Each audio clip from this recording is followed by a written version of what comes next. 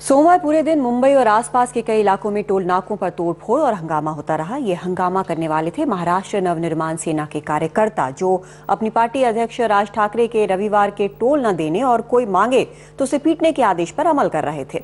इन लोगों ने दहिसर टोल नाके पर तोड़फोड़ की, ठाणे और मुलुंड के बीच ईस्टर्न एक्सप्रेसवे पर स्थित टोल नाके पर तोड़फोड़ की, औरंगाबाद जालना रोड टोल पर भी कार्यकर्ताओं ने हंगामा किया, टोल बूथ में तोड़फोड़ की। कार्यकर्ताओं पर पुलिस ने लाठीचार्ज किया। एमएनएस विधायक प्रवीण दरेकर सहित कईयों को गिरफ्तार भी किया।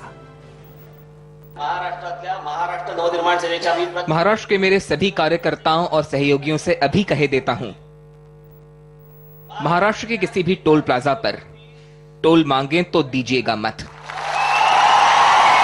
नेता ने हुक्म दिया, कार्यकर्ता सड़क पर कूद पड़े।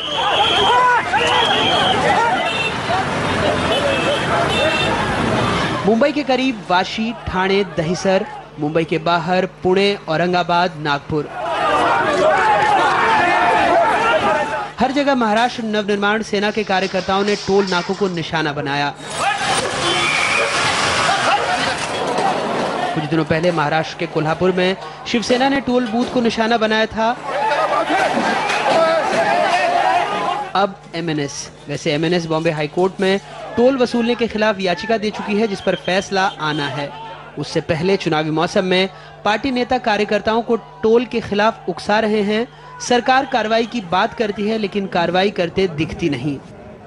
टोलचं धोरण राबवत असताना टोल भुगतान में तेजी या मियाद बीतने पर टोल वसूलना, इन मुद्दों पर बात हो सकती है, लेकिन अगर कोई टोल ना भरने की ही बात करे तो हम सख्ती से निपटेंगे। टोलचे काय तुमचे काय म्हणतात त्याला? महाराष्ट्र में 1979 में टोल पॉलिसी लागू हुई। तय हुआ कि निजी ठेकेदार सड़क बनाकर देगा, बदले में तय अवधि के लिए टोल वसूला जाएगा। लेकिन आरोप है कि कई जगहों पर वक्त गुजरने के बाद भी टोल वसूला जा रहा है। ऊपर से खस्ता हाल सड़कें गुस्से को और हवा दे रही हैं। लेकिन जिन कंपनियों को ठेका मिला है, उनका कहना है कि सब कुछ कायदे कानून के दायरे में ही है। महाराष्ट्र में जो टोल वसूला जाता है वो केंद्र और राज्य की नीतियों के तहत ही वसूला जाता है और हमारा काम इस पर अमल करवाना है। टोल पर गरमाते इस मुद्दे के साथ साथ मुंबई और महाराष्ट्र की सड़कों और ट्रैफिक की हालत देखें तो टोल के खिलाफ उमड़े गुस्से को समझना भी आसान है, लेकिन उसके बावजूद ऐसी सस्ती राजनीति और हिंसा का समर्थन भी मुश्किल लगता है। वैसे इन चुनावी साल में ही ऐसे मुद्दों को उठाकर कितनी सियासी पार्टियों का सत्ता के हाईवे पर सफर आसान होगा, ये कह पाना भी मुश्किल है। मुंबई से ब्यूरो इनपुट्स प्रसाद काथे और कैमरा पर्सन प्रवीण जी रोहित और राजेंद्र थाले के साथ योगेश दामले, एनडीटीवी इंडिया।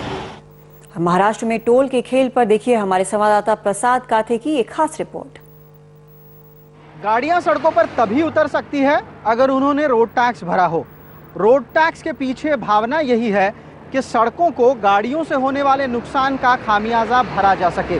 लेकिन आजकल सड़क निर्माण और उसके रखरखाव के नाम पर टोल भी वसूला जा रहा है।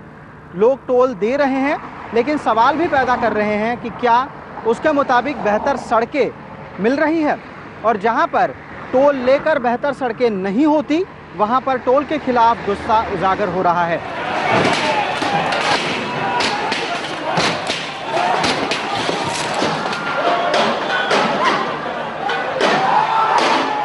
कोल्हापुर में भड़के आंदोलन ने महाराष्ट्र में टोल के खिलाफ माहौल गर्म किया है। इसको ध्यान में रख विपक्ष ने ऐलान किया है कि वे उनकी सत्ता आने पर महाराष्ट्र टोल फ्री कर देंगे। मुंडे साहब हमारे साथ है। मुंडे जी, महाराष्ट्र को टोल फ्री करने की आइडिया आई कहां से है? टोल पर जो खर्चा हुआ रोड पर उससे भी ज़्यादा वसूली की जा रही है, इसलिए इसके खिलाफ साधारण आदमी इसके खिलाफ है। अगर टोल हटेगा तो क्या होगा? प्रोजेक्ट कैसे बनेंगे? नई सड़कें कैसे बनेंगी? नई सड़कें तो बनी हुई है। नेशनल हाईवे जो है उसके लिए सरकार ने राशि देनी चाहिए। सरकार ने अपना कंट्रीब्यूशन बढ़ाना चाहिए। आपके पास ऑप्शनल स्ट्रक्चर है कुछ? बहुत ऑप्शनल है, मैंने दो बताए अभी बार। ऑप्शनल स्ट्रक्चर है, इनडायरेक्ट टैक्स बढ़ाकर ये टोल से जो पैसा आता है वो सरकारी खजाने में और भी मार्गों से लाया जा सकता है। अभी भी लोगों से चर्चा की जा सकती है। एक तो अकाउंट बेस पर ऑक्ट्राई पर टैक्स लगाया जा सकता है, या जिस पर कार है, जिसके पास भी कार है, वही तो कारें आती है रोड से, तो कार का टैक्स बढ़ाया जा सकता है। वन टाइम कार से टैक्स लिया जा सकता है। अगर टोल हटेगा तो डर ये दिखाया जाता है कि रास्ते की रखरखाव के लिए, इंफ्रास्ट्रक्चर प्रोजेक्ट्स के मेंटेनेंस के लिए सरकार पैसा नहीं दे पाई। नहीं, सरकार देखिए मेंटेनेंस कहाँ हो रहा है। एक मेंटेनेंस के लिए ईयरली कितना पैसा लगता है और नए प्रोजेक्ट के लिए कितना लगता है, उसका अंदाजा करके हम और टैक्स लोगों पर दे सकते हैं। जी मुंडी साहब, आपको लगता है आपको टोल देना चाहिए? आप देते हैं टोल? नहीं, मुझे देखिए कानून से एमपी और एमएलए को टोल नहीं है जी, लेकिन मेरे सभी लोग टोल देते हैं जी।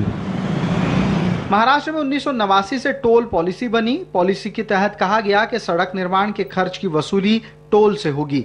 इसके बदले में लोगों को बेहतर सड़कों से यात्रा करने का मौका मिलेगा। इस समय हम मुंबई के बांद्रा वर्ली सीलिंग से गुजर रहे हैं। ये शहर के बीच में बना एकमात्र ऐसा ब्रिज है जिससे गुजरने के लिए आपको टोल देना पड़ता है। शुरुआत में इसकी लागत थी 480 करोड़, लेकिन जब ये बनकर तैयार हुआ तो खर्च हो गए 1680 करोड़। और इस वजह से इस ब्रिज से गुजरने के लिए टोल वसूला जाएगा तो 2030 साल तक। गलगली साहब लंबे समय से इस मामले पर आरटीआई के तहत जानकारी ले रहे हैं। गलगली जी, ये बताएं, टोल के लिए कितने टोल नाके किस डिपार्टमेंट के तहत है, उससे कितना पैसा वसूलना है? आज महाराष्ट्र में जो 33 जो टोल नाके MSRTC के हैं, 55 टोल नाके PWD विभाग के हैं और मुंबई शहर में जो 55 जो फ्लाईओवर बांधे थे उसके लिए 5 टोल नाके सरकार ने बनाए हैं। और अब तक इन टोल नाकों से जितनी रकम उन्होंने प्रोजेक्ट में लगाई थी वो वसूल हो चुकी है और आने वाले दिनों के लिए 25 साल का उनका टारगेट है। 15,000 करोड़ रुपए उन्हें टोल के तौर पर वसूल करने हैं। तो कहीं ना कहीं ये ज्यादती है और लोगों में भी इसके बारे में एक गुस्सा है। तो लोग किस बात को लेकर सबसे ज़्यादा गुस्सा करते हैं? जब आप टोल लगाते हो तो अब जो स्थानिक जो लोग होते हैं उन्हें सरकार विश्वास में नहीं लेती है। और सबसे बड़ी बात है कि सड़कें अच्छी नहीं होने से लोगों में गुस्सा है कि मैं जो टोल भर रहा हूँ सड़कें अच्छी क्यों नहीं हैं, उस पर काम क्यों नहीं हो रहा है। जिन जिन टोल नाकों की जो मियाद थी वो पूरी हो गई है लेकिन फिर भी पैसा वसूला जा रहा है, इस पे क्या तर्क होता है? निश्चित तौर पर जैसे जो मुंबई के जो 55 जो फ्लाईओवर्स है उन पर 1240 करोड़ रुपए खर्च हुए थे और अब तक उन ठेकेदारों ने 1300 करोड़ रुपए वसूल कर चुके हैं।